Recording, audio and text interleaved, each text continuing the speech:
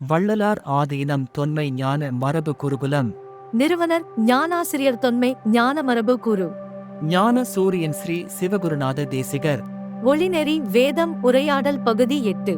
இறைமையின் இயக்கக்களம் பயிற்சி. வணக்கம் குருவே, தங்கள் திருவடிகள் பணிந்து வணங்குகிறேன்.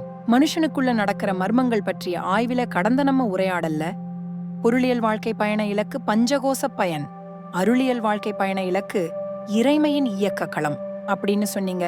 பஞ்சகோச பயன் புரிஞ்சது. இறைமையின் இயக்க களம் அப்படின்னா என்ன? இவைகளுக்கான பயிற்சிகள் இருக்கா? மனித பிறப்பின் முடிவான இலக்குதான் என்ன? மனிதன் தனக்கான இலக்காக எதை முடிவு செய்தாலும் இந்த பிரபஞ்சம் அவன் பிறப்பிற்கான முடிவான இலக்கை வைத்துள்ளது. அகந்தை அறிவில் இயங்கும் மனிதன் அதிலிருந்து விலகினால் மட்டுமே பிரபஞ்ச இலக்கை அடைய முடியும். ஒரு தந்தை தாயின் இயல்புகள் குழந்தைக்கு வெளிப்பட்டு விளங்குவதைப் போல் பிரபஞ்ச தந்தையான இறைவனின் இயல்பும் பிரபஞ்ச அன்னையான இறைவியின் இயல்பும் குழந்தைகளாகிய நம்மிடம் வெளிப்படுவது இயற்கைதானே. இந்த வெளிப்பாட்டிற்கு இறைமையின் இயல்பு வெளிப்பாடு என்று பெயர். பரிணாம வளர்ச்சியில் உரைநிலை, உயிர்நிலை ஆகிய பல்வேறு உயிர்களாக கோடான கோடி பிறப்புகள் எடுத்து வந்து உயர்நிலை உயிராக உயர்வு பெற்ற மனிதன் மட்டுமே மல நீக்கம் பெற்று அறிவு பரிணாமம், அசைவு பரிணாமம் அடைந்து பகுவ முதிர்வில் இறைமையின் இயல்புகள் வெளிப்படும் நிலையை அடைகின்றான். மனித பிறப்பின் முடிவான இந்த இலக்கை மனிதன் எய்தவே பிரபஞ்ச நுண்கட்டமைப்பு உள்ளது. அதற்கான வாழ்க்கை நிகழ்வுகள், நிறைவேறாத ஏக்க தேக்கங்கள், துன்பம் துயரத்திற்கான நோக்கங்கள், தொடர வேண்டிய உயிர் உடைமை உறவுகள், கழிய வேண்டிய கர்ம கணக்குகள், அனைத்தும் உணர்த்தும் பாடங்கள், களைய வேண்டிய வேடங்கள், மலம் நீக்க அளவை பொறுத்து இயல்பு மாற்றங்களை விதைத்து இயக்க ஒழுங்கில் பக்குவ முதிர்வை அறுவடை செய்யும் பெருந்திட்டம் ஒவ்வொரு இயக்கத்திற்கும் மனசாட்சியின் கீழ் இறைமை மயமான உள்ளுணர்வின் ஆளுமையில் மனித இயக்க வாழ்வியல் விதிகளாக பிரபஞ்ச ஏற்பாடாக அமைந்துள்ளது. மனித இயக்க வாழ்வியல் இரகசிய விதிகளை ஒரு மனிதன் அறிந்து புரிந்து தெளிந்து தேர்ந்து உணர்ந்து தன் வாழ்க்கையில் செயலுக்கு கொண்டு வரும் போது பொருளியல் வாழ்க்கை பக்குவ முதிர்வில் பஞ்சகோச பயன்களையும், அருளியல் வாழ்க்கை பக்குவ முதிர்வில் இறைமையின் இயல்புகள் வெளிப்பட்டு விளங்கும் முடிவான இலக்கான இறைமையின் இயக்கக்களம் ஆகுதலையும் அடைகின்றான். இறைமையின் இயல்பு நம்மிடம் வெளிப்பட விடாமல் செய்யும் ஜீவமல இயல்பு இயக்க நிலைக்கு வரும்போது 5 வகைகளாக உள்ளது. விலகாமலம், இது உறவுகளில் அடிமைப்படுத்துவது. புறமலம், இது ஐவகை இயக்கங்களுக்கு அழுத்தம் கொடுப்பது. அகமலம், இது இறைமை இயல்புகளை மறைப்பது. மூலமலம், இது பிறப்பை பெருக்கித் தருவது. வேற்றுமை மலம், இது இறைமையிலிருந்து நம்மை பிரித்துக் காட்டுவது. இறைமையின் இயல்பு நம்மிடம் எப்படி வெளிப்பட முடியும் குருவே? சத் சித் ஆனந்த பரிபூரண பிரபஞ்ச முதன்மையாகிய இறைமை ஜீவமல இயல்புகளால் அறியாமையில் ஊழலும் ஜீவர்களாகிய நம்மிடம் எவ்வாறு வெளிப்படும்? சரியான கேள்வி மகளே. இதை ஒளிரும் இரும்பு நெருப்பு உருண்டை என்னும் உதாரணம் மூலம் விளக்கலாம். ஒரு இரும்பு உருண்டையை கனலில் வைத்து காய்ச்சும் போது நெருப்பு உருண்டையாக ஒளிர்கின்றது. இங்கு நெருப்பை இறைமையாக கொள்வோம். இரும்பு உருண்டையை நாம் எனக் கொள்வோம். நெருப்புக்கு வடிவம் என்ற ஒன்று தனியாக கிடையாது. ஆனால் கனலில் காய்ச்சிய இரும்பு உருண்டை நெருப்பு வடிவம் பெறுகிறது. ஆம் குருவே, அப்போது இரும்பு உருண்டை ஒளிரும். உண்மை என்னவென்றால் இறைமையாகிய நெருப்புக்கு வடிவம் கிடையாது. நாமாகிய இரும்பு உருண்டைக்கு ஒளிர்தல் கிடையாது. ஆனால் இரும்பு உருண்டையாகிய நாம் ஒளிர்கின்றோம். இதற்கு தாதாத்மியம் என்று பெயர். தன்னிடம் சேரும் ஒன்றை எரித்து தானாகவே மாற்றிவிடும் தன்மை நெருப்புக்கு உண்டல்லவா? அருவமாகிய இறைவன் நெருப்பாகிய அருமுதிர் நிலைக்கு இறங்கி வருகிறார். உருவமாகிய நாம் இரும்பு உருண்டை உருகும் கனலாகிய ஒரு தளர் நிலைக்கு உயர்ந்து செல்கிறோம். அருமுதிர் நிலையும் உருதளர் நிலையும் இணைவது அரு உரு ஆகிய கனல், அதாவது நெருப்பு. ஜோதி பிழம்பு, இது அருவமும் உருவமும் இணையும் நிலை. இதுபோல்தான் அருவமாகிய இறைமையின் இயல்பு பக்குவ முதிர்வால் உருவமாகிய நம்மிடம் வெளிப்படும் நிலை. அதாவது நெருப்பு ஒளிராதிரும்பை ஒளிர வைக்கும். தான் ஒளிர்வதற்கு அந்த இரும்பை ஒரு களமாக்கிக் கொள்ளும். தான் ஒளிர்வதற்காக அந்த இரும்பை பக்குவப்படுத்தும். எப்படி இரும்பு நெருப்பாகிய இறைவன் தன்னில் ஒளிர்வதற்கு தன்னை பக்குவப்படுத்திக் கொள்கின்றதோ, அதுபோல் இறைமை இயல்பு நம்முள் வந்து இயங்குவதற்கேற்ப நாம் பக்குவம் பெற்ற நிலைதான் இறைமையின் இயக்கக்களம். குருவே, அப்படின்னா இறைமை தன் இயக்கக்களமாக நம்மை மாற்றிக்கொள்வதற்கு நாம் பக்குவப்படும் வரை காத்திருக்கிறதா? நாம் இறைமையின் இயக்கக்களமாகும் போது இறைமையே நம்மை இயக்குமா? அப்போது நாம் இறைமையின் தூண்டல்களை மட்டுமே ஏற்று இயங்குபவர்களாக இருப்போமா? சரியான புரிதல் மகளே. இந்நிலையே இறைமையின் இயக்கக்களம். அதனால்தான் இந்நிலை எய்திய திருவருட்பிரகாச வள்ளல் பெருமானார் அவர்கள், நான் உரைக்கும் வார்த்தைகளெல்லாம் நாயகன்தன் வார்த்தையன்றோ என தான் நாயகியாக இருந்து இறைவனை நாயகனாக பாவித்து சொன்னார்கள். இந்த நாயகன் நாயகி பாவனையே மார்க்கங்களுள் உயர்ந்த மார்க்கமான சன்மார்க்கம். சாகா கல்வியான இந்த சன்மார்க்கத்தை உணர்த்தவே வள்ளல் பெருமானார் வருவிக்க உற்றார். இது இன்னொன்று ஆகாத நிலை, ஆன்மாவாகிய நம் சுய இருப்பு நிலை, சச்சிதானந்த நிலை, பேரானந்த பரிபூரண நிலை, மற்ற உயிர்களை கடைத்தேற்றும் நிலை. இதுவே நம் ஆன்ம அருள் இயல்பு முழுமையாக வெளிப்பட்டு விளங்கும் நிலை.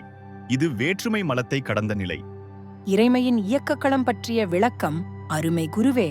இந்நிலையை அடைவதே மனித பிறப்பின் முடிவான இலக்குன்னு சொல்றீங்க குருவே. வள்ளல் பெருமானார் போன்ற அருளாளர்கள் பெற்ற இந்நிலையை நம்மாலும் அடைய முடியுமா? அந்நிலையை எய்தவே இறைமையின் ஏற்பாடு அனைத்தும் அறிவில் தெளிவு, அசைவில் ஒழுங்கு, இயல்பில் தூய்மை, ஜீவகாருண்ய ஒழுக்கம், எவ்வுயிரும் தம்முயிராய் ஒத்துரிமை உடையவராகும். ஆன்மநேய ஒருமைப்பாடு, மலநீக்க முயற்சி, வாழ்வியல் பயிற்சி, பஞ்சகோச பயன் நுகர்ச்சி, நேர ஒதுக்கீடு, தியாகத் துணிவு, ஆர்வம், அக்கறை, ஏக்கம், தேடல், தவிப்பு போன்றவைகள் அருளியல் வாழ்க்கை முதிர்வை தந்து மும்மல நீக்கத்தில் ஆன்ம அருள் இயல்பு முழுவதும் வெளிப்பட்டு விளங்கும் இறைமையின் இயக்கக் களத்திற்கான பாதைகள். இவைகள் நம் முன்னோர்கள் அடைந்த வெற்றி பாதை. குருவே, இதுதான் முக்திக்கான பாதை என தெரிகின்றது. குருவே, நம்முடைய இப்போதைய இயல்பில் என்னதான் உள்ளது? மனித இயல்பில் இருக்கிறது 2. 1. வெளியேற முயலும் ஜீவமல இயல்பு. 2. வெளிப்பட முயலும் ஆன்ம அருள் இயல்பு. ஏக்கங்கள் நீக்கத்தில் ஜீவமல இயல்பு வெளியேறுகின்றது. அருளியல் வாழ்க்கைக்கான பயணம் அமைகின்றது. பக்குவ முதிர்வில் இறைமையின் இயக்கக்களம் இலக்காக மலர்கின்றது. இவைகளையெல்லாம் அடைவதற்கான அறிவு பரிணாம பயணத்திற்கு மனித இயக்கத்தில் இறைமை செய்து வைத்திருக்கும் ஏற்பாடுகளில் முதன்மையானது எது? அறிவு பரிணாமம் எங்கிருந்து தொடங்குகின்றது? நமக்கு கொடுக்கப்பட்டிருக்கும் தனு, கரணம், காலம், புவனம், போகம் ஆகிய 5மே அறிவு பரிணாமத்திற்கான ஏற்பாடுகள்தான். நம் அனுபவ நிகழ்வுகளில் நாமே பயன்படுத்தும் முதன்மை ஏற்பாடு 5 வகை அறிவு. இயல் பரிவு, த நாலேஜ் ஆஃப் நேச்சர். இது பிறப்பால் பிறப்பின் பக்குவத்திலிருந்து வரும் தூண்டல் அறிவு. ஆய்வறிவு, the right knowledge of research. இது மனித இயக்கத்திற்கு மட்டும் ஆராய்ந்து அறிய இறைமை தந்த உரிமை அறிவு. பட்டறிவு, த நாலேஜ் ஆஃப் எக்ஸ்பீரியன்ஸ். இது இயக்க முறையில் ஏற்படும் தவறுகளை துன்பத்தாலும் துயரத்தாலும் உணர்ந்து திருத்தங்கள் செய்யும் போது பதிவாகும் அனுபவ அறிவு. சூட்டறிவு, த நாலேஜ் ஆஃப் காஷன். இது இழப்புகளால் உறுத்தல்களால் ஏற்பட்ட எச்சரிக்கை உணர்விலிருந்து தோன்றிய அறிவு. அருளறிவு, த நாலேஜ் ஆஃப் சுப்ரீம். இது ஆன்ம அருள் இயல்பிலி இருந்து வருவது. அனுபவ நிகழ்வுகளில் நம்மை அறியாமல் நம்மை மீறி நடக்கும் மாற்றங்களுக்கு இதுவே காரணம். இந்த 5 வகை அறிவும் முறையாக பயன்படுத்தப்பட்டாலே அறிவு பரிணாம பயணம் இயல்பாக எளிதாக அமையும். குருவே, அறிவு பரிணாமம் எவ்வாறு நிகழும்? ஜீவமல இயல்பில் இயங்கும் நம் வாழ்க்கையில் இது எவ்வாறு சாத்தியம்? நம்மிடமிருந்து நீங்க வேண்டியது நம் ஜீவமல இயல்பு. இது 5 வகையான இயக்க முரணாக இயங்கும். இது திருத்தங்களால் மட்டுமே நீங்கும். தவறு செய்வது நம் இயல்பு. செய்த தவறுகளை துன்பம் துயரங்கள் சுட்டிக்காட்டும் போது, நம் தவறுகளை உணர்ந்து நம்மை திருத்திக் கொள்ளும் போது, தவறுக்கு காரணமாக இருந்த நம் ஜீவமல இயல்பு நீங்குகிறது. அங்கு ஆன்ம அருள் இயல்பு வெளிப்படுகிறது. இது மாபெரும் ரகசியம். ஆனா இதை நாம் செய்வதில்லையே குருவே. ஆம் மகளே, தவறுகளை திருத்திக் கொள்ளாததே மனிதன் செய்யும் மாபெரும் தவறு. தவறுகளை நாம் திருத்திக் கொள்ளாமல் தவறுகளை நியாயப்படுத்துகின்றோம், பிறர் மீது பழி போடுகின்றோம், இதிலிருந்து தப்பித்து விடலாம் என மாற்று வழியை தேடுகின்றோம். இயக்க முரண் 5 வகையாக இருக்கின்றது. இந்த 5 வகையான இயக்க முரணில் திருத்தங்கள் செய்து கொள்ளும் போது ஜீவமல இயல்பு நீங்குகின்றது. 1. இயக்க முரண், கற்றவன் தன்மையாகி எல்லை கடந்து செயல் முதிரும். இதை திருத்திக் கொள்ளுதல் என்பது இயல்பில் கற்பவன் தன்மை. 2. இயக்க முரண், இயக்குபவன் தன்மையாகி இலக்கில் இடர் முதிரும். இதை திருத்திக் கொள்ளுதல் என்பது இயல்பில் இயங்குபவன் தன்மை. 3. இயக்க முரண், பணிவின்மையாகி மிகை பயனில் முனைப்பு முதிரும். இதை திருத்திக் கொள்ளுதல் என்பது பணிவில் லயம். 4. இயக்க முரண், எதிர்பார்த்தல் தன்மையாகி விருப்பத்தில் வெறி முதிரும். இதை திருத்திக் கொள்ளுதல் என்பது இருப்பதை ஏற்றல். 5. இயக்க முரண், பரிப்புணர்வு தன்மையாகி வெறுப்பில் பகை முதிரும். இதை திருத்திக் கொள்ளுதல் என்பது எஞ்சியதை ஈதல். குருவே, இதுதான் நம் ஜீவமலை இயல்பு நீக்கத்திற்கான பயிற்சியா? இதற்கு ஐந்தொழுக்க பயிற்சி என்று பெயர். இது அன்றாடம் நம் நிகழ்வுகளில் எப்போதும் பயில வேண்டிய ஒரு வாழ்வியல் அணுகுமுறை பயிற்சி. இந்த பயிற்சி கேட்பதற்கு சாதாரணமாக தெரிந்தாலும் இதன் பயன் எல்லையற்றது. ஜீவமல இயல்பு நீக்கம் பெற்று ஆன்ம அருள் இயல்பு வெளிப்படுவதற்கான முதன்மையான பயிற்சிகளில் முக்கியமான பயிற்சி இது. ஜீவமல இயல்பில் கற்றவன் தன்மை, இயக்குபவன் தன்மை, பணிவின்மை, எதிர்பார்ப்புணர்வு, பரிப்புணர்வு மிகுந்துள்ளது. இவைகளை கற்பவன், இயங்குபவன், பணிவில் லயம், இருப்பதை ஏற்றல், எஞ்சியதை ஈதல் தன்மைகளோடு அணுகுமுறை மாற்றம் செய்து இயக்க ஒழுங்கில் நாம் இயங்கும்போது புறமலமாகிய ஆணவ மலம் கரைகிறது. ஐவகை இயக்கங்களுக்கான அழுத்தம் தளர்கிறது. இந்த 5 வகையான இயக்க ஒழுங்கில் ஆன்ம அருள் இயல்பு 5 வகைகளாக வெளிப்படுகிறது.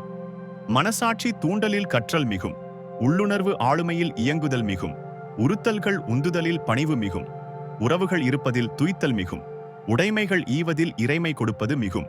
அருமை குருவே, இது ஆழ்ந்து புரிந்து கொள்ள வேண்டும். ஐந்தொழுக்க பயிற்சியின் மேன்மையை புரிந்து கொண்டோம். இதற்கான அறிவு பரிணாம முதிர்வுதான் ஒவ்வொரு உயிரின் முடிவான இலக்கு என்பதை எவ்வாறு உணர்ந்து கொள்வது? பிரபஞ்சத்தையே ஆளுமை புரியும் மகா பேரரசாகிய இறைமைக்கு இயல்பாக இருப்பது பேரறிவு. பெற வேண்டிய பெரும் செல்வமாகிய பேரறிவின் உறவு நமக்குள்ளே மையம் கொண்டுள்ளது. தூய்மை மிகு பேரறிவின் பெரும் தூண்டலின் பெருந்துணையால்தான் நாம் இயங்கிக் கொண்டிருக்கின்றோம். பேரறிவானது நமக்குள் உள்ளுணர்வு வடிவில் நின்று நம்மை ஆட்சி செய்கின்றது. குருவே, உள்ளுணர்வு என்பது என்ன? இதுவே நம்முள் மையம் கொண்டுள்ள இறைமையின் முதன்மை மையம். இந்த உள்ளுணர்வே நாம் தொடர்பு கொள்ளும் இறைமை மையம். குருவே, அப்படியென்றால் மனசாட்சி? உள்ளுணர்வுடன் நாம் அவ்வளவு எளிதில் தொடர்பு கொண்டு விட முடியாது. அதற்கு மலநீக்கம் பெறுதல் வேண்டும். மலநீக்கம் பெறுவதற்கு உள்ளுணர்வாகிய இறைமையின் பிரதிநிதியாகிய மனசாட்சியிடமே நாம் முதலில் உறவு கொள்ள வேண்டும். நமக்கான இயல்பு மாற்றத்தை விதைத்து நம்மை பக்குவப்படுத்தி அகந்தை தூண்டல்களில் இருந்து விலக்கி நம்மை உள்ளுணர்வுடன் சேர்ப்பவர் மனசாட்சி. மனசாட்சி உறவை பெற்று அதில் முதிர்ந்தால் மட்டுமே உள்ளுணர்வுடன் நம்மால் தொடர்பு கொள்ள முடியும். குருவே, அப்படின்னா மனசாட்சியும் உள்ளுணர்வும் தான் நமக்கு உண்மையான உறவா? ஆம் மகளே, இந்த சத்தியத்தை உணர்வதற்கே நமக்கு பல பிறவிகள் வேண்டும். ஒழுங்கற்று இயங்கியதால் சிதைவுற்ற நம் பரு உடலையும் நுண்ணுடலையும் உறங்க வைத்து ஒழுங்குபடுத்துவது உள்ளுணர்வு வடிவாகிய இறைமைதான். இயங்கும் உடலில் எல்லா ஏற்பாடுகளையும் செய்து தந்து அதன் அனைத்து அசைவுகள் மீதும் ஆட்சி செய்வதும் அதே இறைமைதான். இறைமைதான் மனசாட்சி வடிவாக வந்து நம்மை தூய்மை செய்கின்றது. உயிர் உறவுகளோடும் உடைமை உறவுகளோடும் உறவு கொண்டு இளைப்பாறுதல் சுகங்களுக்கு ஏங்கி மயங்கி கிடக்கும் நமக்கு இறைமை உறவு நித்திய சுகத்தையும் நித்திய வாழ்வையும் நிறைவாக தந்திடும். இறைமையானது நமக்குள் மையம் கொண்டுள்ள மாபெரும் ரகசியத்தை நம் முன்னோர்கள் கண்டு கொண்டார்கள். தம் இயக்க அறிவினை பருமை நிலையிலிருந்து நுண்மை நிலைக்கு உயர்த்தினார்கள். மரணத்தை வென்று நித்தியத்தில் வாழ்கின்றார்கள். அவர்கள் பயணித்த பாதையை நமக்கு போதனைகளாக தந்திருக்கின்றார்கள். மேலும் உள்ளுணர்வு நிலையில் வந்து தொடர்ந்து வழிகாட்டவும் முயல்கின்றார்கள்.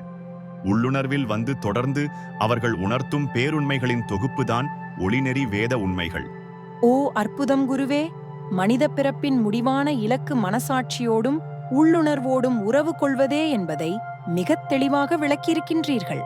இதற்கான வாழ்வியல் முதன்மை பயிற்சியாக ஐந்தொழுக்க பயிற்சி என்பதை எடுத்துரைத்துள்ளீர்கள். ஐந்தொழுக்க பயிற்சியின் மேன்மை இன்னும் உள்ளதா? ஆம் மகளே, திருவருட் பிரகாச வள்ளல் பெருமானார் அவர்கள் சமரச சுத்த சன்மார்க்க சங்க சத்திய விண்ணப்பம் ஒன்றில் தேக சுதந்திரம், போக சுதந்திரம், ஜீவ சுதந்திரம் என குறிப்பிட்டுள்ளார்கள். இது பெருமானார் அவர்கள் எய்திய நிலையின் வழி சூட்சும விளக்கம். இவ்வரிய வழி பயிற்சியை வேண்டிய போது உள்நின்று உணர்த்திய மேன்மை மிகு விளக்கம்தான் ஐந்தொழுக்க பயிற்சி. இதன் மேன்மையையும் ஆய்வினையும் நம் அடுத்த உரையாடலில் தொடர்வோம் மகளே. அருமையான விளக்கம். மிக்க நன்றி குருவே. நல்லது.